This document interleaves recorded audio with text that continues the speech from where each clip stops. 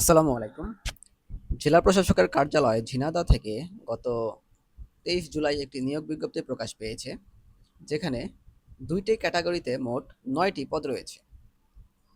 পদটি হচ্ছে হিসাব সহকারী কাম কম্পিউটার অপারেটর, যেখানে 5টি পদ, গ্রেড 16, যার বেসিক 9,300 থেকে 22,490 টাকা। এর যোগ্যতা হচ্ছে কোনো স্বীকৃত বোর্ড হতে বাণিজ্য বিভাগে অর্থাৎ কমার্স থেকে কমপক্ষে দ্বিতীয় বিভাগ বা সমমানের জিপিএতে উচ্চ মাধ্যমিক অর্থাৎ ইন্টার, এইচএসসি বা সমমান পরীক্ষায় উত্তীর্ণ হতে হবে। এর পাশাপাশি কম্পিউটারে প্রশিক্ষণ থাকা লাগবে এবং টাইপিং স্পিড কম্পিউটারে প্রতি মিনিটে বাংলায় 20 ও ইংরেজিতে 20 শব্দ হতে হবে।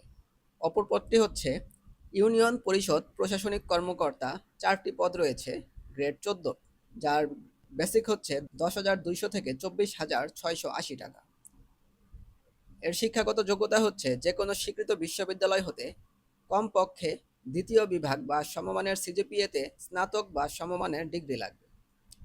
এই পদ দুটিতে তারাই আবেদন করতে পারবেন যারা ঝিনাইদহ জেলার স্থায়ী বাসিন্দা অথবা যেসব বিবাহিত মহিলাদের স্বামীর স্থায়ী ঠিকানা ঝিনাইদহ।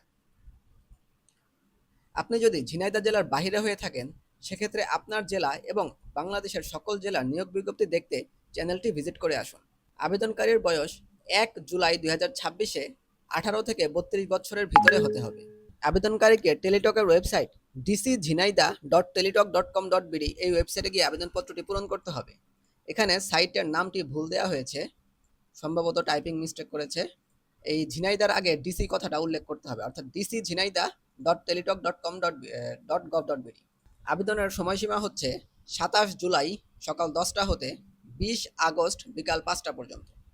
এই সময়ের মধ্যে আবেদন করে ইউজার আইডি পাওয়া ব্যক্তিরা পরবর্তী 72 ঘন্টার মধ্যে টাকা জমাদান করতে পারবেন।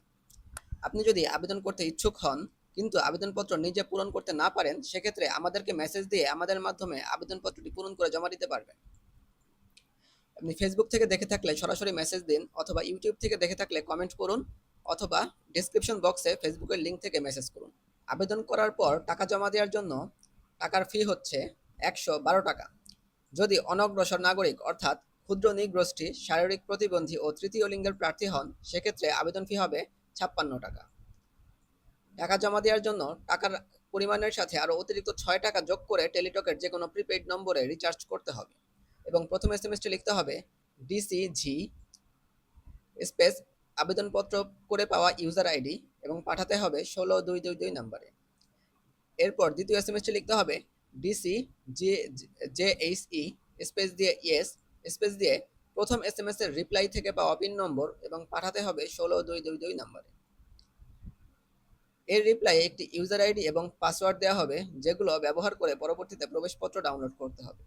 প্রবেশপত্র ডাউনলোডের সময়সীমা এবং পরীক্ষা সংক্রান্ত অন্যান্য তথ্য পরীক্ষার্থীর মোবাইল নম্বরে এসএমএস এর মাধ্যমে জানিয়ে দেওয়া হবে। এই ছিল আজকের আবেদনপত্র সম্পর্কে বিস্তারিত তথ্য। কারো যদি কোনো প্রশ্ন থাকে অবশ্যই কমেন্টে জানাবেন, আর নিজেরা আবেদনপত্র পূরণ না করতে পারলে তো অবশ্যই আমাদের সাথে যোগাযোগ করবেন। যারা পরীক্ষা দিবেন তাদের জন্য রইল শুভকামনা। ধন্যবাদ সবাইকে। আসসালামু আলাইকুম।